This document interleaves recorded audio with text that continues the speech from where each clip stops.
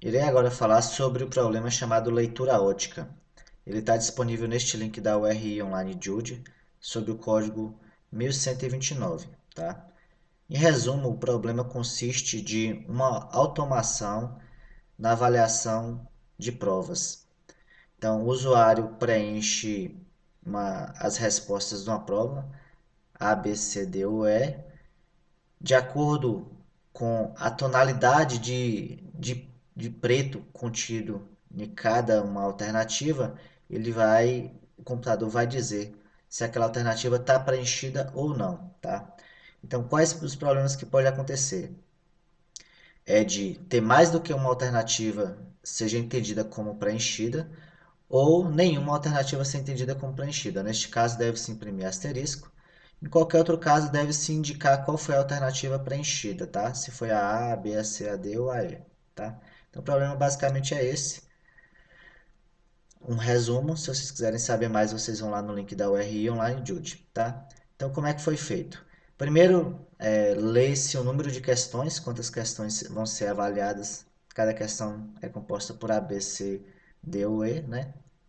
Depois, caso esse número de questões seja diferente de zero, zero é a condição de parada, a gente vai ler essa quantidade de questões. Então, se o número de questões aqui for 10, eu vou fazer se for 10 vezes.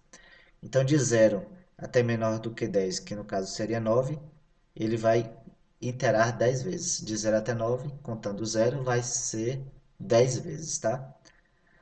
Beleza, para um exemplo de 10, mas aqui pode vir qualquer quantidade de questões. Então eu faço a leitura dos 5 valores, lembrando que esses valores aqui é a intensidade de preto em cada alternativa. O ideal é que, para que seja considerado todo preto, o valor recebido seja zero. E para que seja considerado todo branco, o valor recebido é 255. Mas possa ser que o usuário não preencheu perfeitamente, ficou algum buraquinho, né? Então, nem sempre essa intensidade vai vir zero ou 255, pode vir um valor intermediário. Então, considerou o limiar 127. Então, se o valor for menor ou igual a 127, já considera-se preto. Se for maior do que 127, considera-se branco, tá? Então, isso daqui é um if ternário.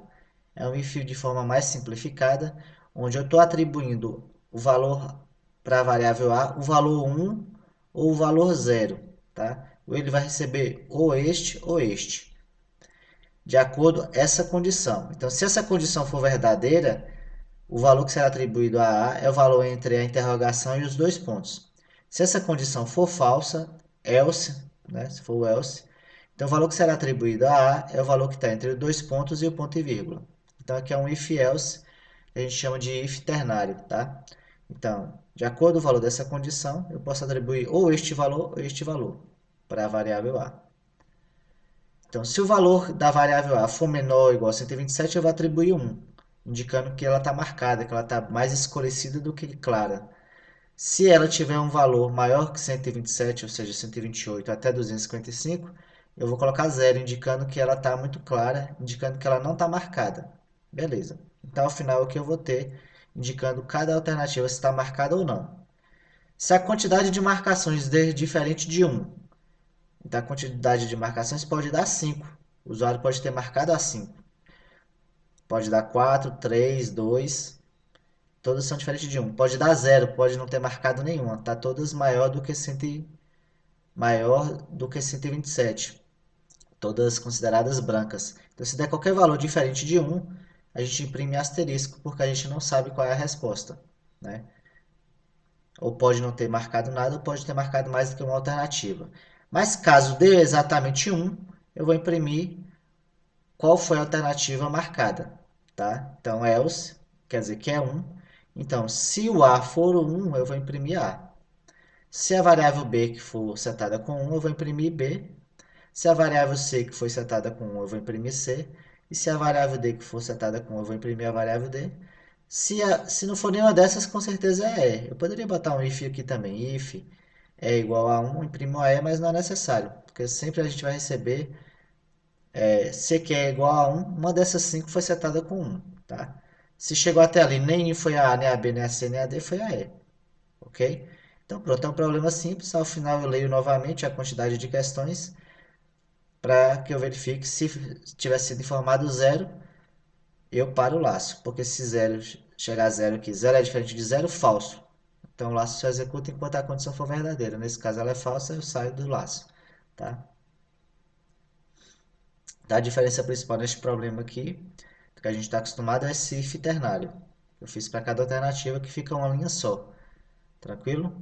Daria para fazer um if parecido com esse do A, por exemplo, seria alguma coisa desse tipo, ó. Se A menor ou igual a 127, né? Eu faço A recebe 1, else A recebe 0. Este if tem o mesmo, faz a mesma coisa que este if, só que este if eu fiz em uma única linha, nesse aqui eu precisei de 5 linhas para implementar. A mesma coisa, tá? Por isso que a gente costuma utilizar o if ternário. Vou até deixar ele aqui, mas eu vou deixar de forma comentada, só para vocês entenderem que faz a mesma coisa.